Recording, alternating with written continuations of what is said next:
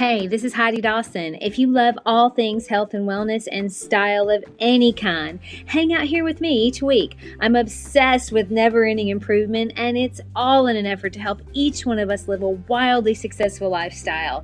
Subscribe today so you don't miss a thing. Hi, guys. Welcome to episode 391 of the Wildly Successful Lifestyle Podcast. So this one probably is going to get me in a little trouble with the feminists, but I don't care.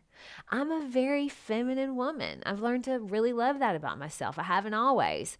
I'm able to embrace the parts of me that I used to think were weak. So the part that gets overwhelmed under a lot of stress, the part that can be kind of vulnerable, the part that is very creative and less logical, the part that's girly and maybe sometimes a little vain. I mean, somewhere along the way, as I was growing into a young adult, I felt like if I didn't amount to something outside of the house, if I wasn't a big success at work, then I wasn't worthy.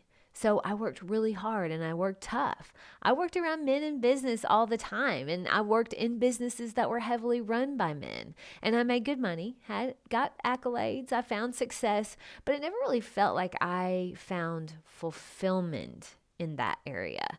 While I was working those jobs, I also would like to add this.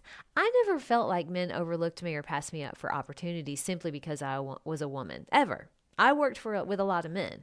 They seem to just always be like, if you work hard and you do well, you'll get ahead. If you don't, you won't. Whether you're a man or a woman, it didn't matter. I never saw that. I always felt like they were fair. If you worked hard, you got ahead. And I did have tough moments, of course, and had to deal with men that worked for me and also ones that I worked for. And sometimes it wasn't pretty. But it was usually more about me and me not liking who I was or who I felt I needed to be than it was about men making me feel a certain way. So I was having to sort of make myself into this tough person when I really didn't want to. And it wasn't even my true nature to be that way. So I'm going to give a shout out right now to all the good men out there. You know if you're one of them or not. I see you, and I see your hard work, and I see your strength and your shelter, and I thank you for that. There's nothing more attractive to a woman than a powerful man. And by a powerful man, I mean a strong, confident, hardworking, loyal man who manages to also take pride in his appearance. That's what I mean when I say powerful man. And by the way, that's intoxicating to women, so keep it up. We see you, and we want more of it. But I also think we've taken a path where women feel like they have to be ruling the world and running all the big companies and doing all the things to prove we're worthy, to prove we can do anything a man can do, to prove we're just as powerful as men. I kind of laugh as I say that because the power of one truly feminine woman can melt any powerful man. That's the power of a woman.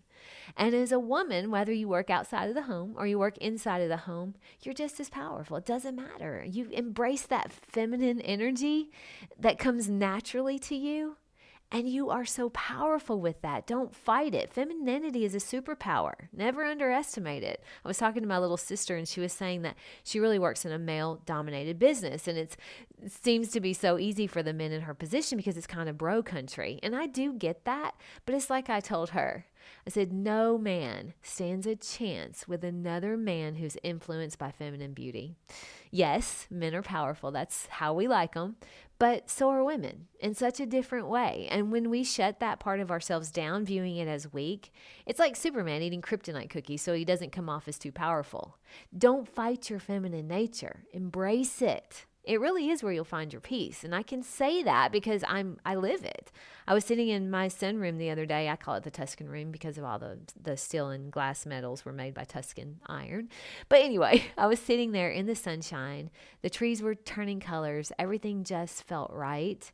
And I was so thankful for where I am in this world. I mean, I used to fight being feminine all the time. And I do think I felt like I had to because I was single, or even in my first marriage, I was the breadwinner.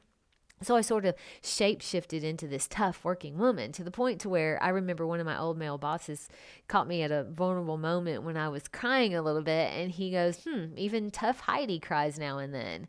And that shook me because I used to cry all the time as a little girl. I was a big crier. But at some point, I started seeing that as weak, and so I stopped. Now, to this day, I'm not a big crier. It's something that I'm working on. I want to cry more.